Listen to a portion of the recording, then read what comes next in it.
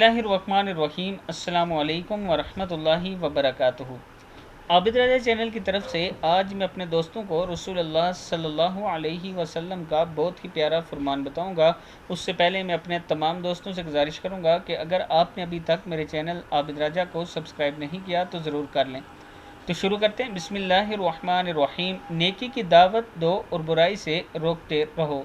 حضرت حذیفہ رضی اللہ تعالیٰ عنہ فرماتے ہیں کہ رسول اللہ صلی اللہ علیہ وآلہ وسلم نے فرمایا، اس ذات کی قسم جس کے قبضے میں میری جان ہے، تم بھلائی کا حکم کرتے رہو اور برائی سے روکتے رہو، ورنہ بہت جلد اللہ تعالیٰ تم پر اپنا عذاب نازل فرمائے گا، پھر تم دعا بھی کرو گے تو قبول نہ ہوگی۔ کتاب کا حوالہ یہ نیچے موجود ہے۔ اس حدیث میں رسول اللہ صلی اللہ علیہ وآلہ وسلم نے فرمایا کہ تم نیکی کا حکم دو اور برائی سے روکتے رہو۔